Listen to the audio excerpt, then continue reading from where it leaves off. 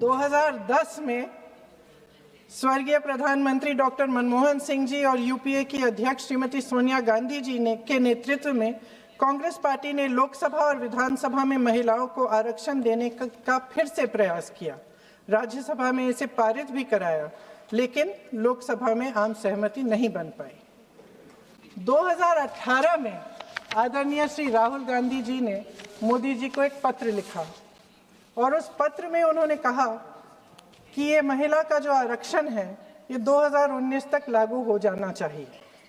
मुझे लगता है कि यहाँ आकर प्रधानमंत्री जी राहुल जी का मजाक तो बना लेते हैं, लेकिन घर जाके उनकी बातों पर गौर करते हैं, क्योंकि हम आज उसी बात पर चर्चा कर रहे हैं। वैसे आज प्रधानमंत्री जी की बातों से ये लगा कि भाजपा ही महिला आरक्षण के चैंपियन, प्रस्तावक और सबसे बड़े समर्थक रहे हैं।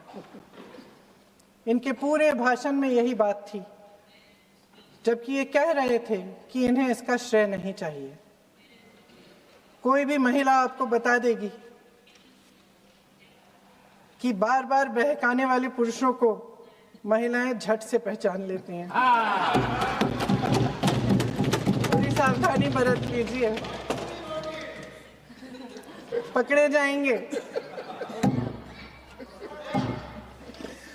आखिर जब 2023 में राहुल जी के पत्र को पढ़ने के कुछ सालों बाद, हाँ, उसके बाद पढ़ लिया। आखिर जब 2023 में आदरणीय प्रधानमंत्री नरेंद्र मोदी जी की सरकार ने यह अधिनियम सर्वसहमति से पारित किया, तब भारतीय राष्ट्रीय कांग्रेस ने अपनी विचारधारा के अनुकूल इसका पूरा समर्थन किया। आज भी इसमें कोई शक नहीं होना चाहिए कि भारतीय राष्ट्रीय कांग्रेस महिला आरक्षण के पक्ष में डट कर खड़ी है और खड़ी रहेगी। महोदय जी, आज इस विषय पर आपने मुझे बोलने का मौका दिया, इसके लिए मैं आपकी बहुत बहुत आभारी हूँ।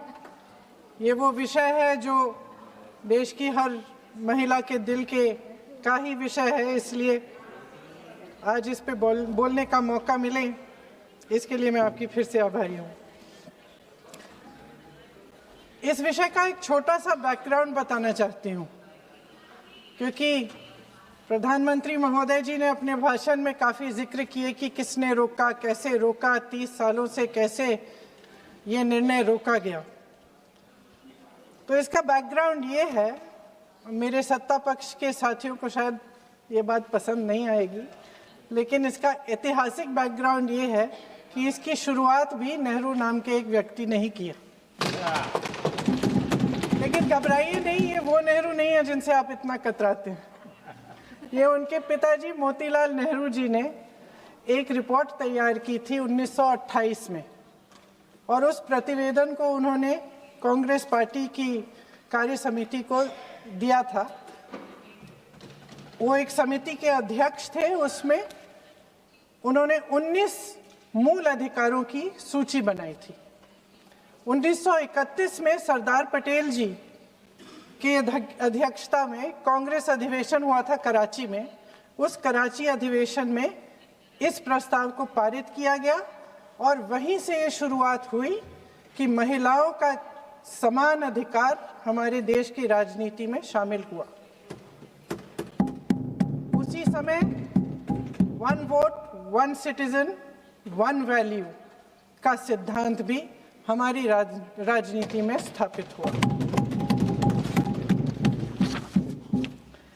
आपको ताज्जुब होगा ये जानकर कि जबकि इस सिद्धांत की वजह से हमारे देश में महिलाओं को वोट देने का अधिकार आज़ादी के पहले दिन से मिला, अमेरिका जैसे देश में ये अधिकार उन्हें इस अधिकार के लिए 150 साल इंतजार करना पड़ा, संघर्ष करना पड़ा। हमारे देश की राजनीतिक व्यवस्था में महिला आरक्षण लागू करना भी दुनिया में एक ऐसा ही अनोखा कदम था। पंचायतों और नगर पालिकाओं में 33% आरक्षण का प्रावधान भी भारतीय राष्ट्रीय कांग्रेस की सरकार ने स्वर्गीय राजीव गांधी जी के नेतृत्व में सदन पटल पर पहली बार पेश किया।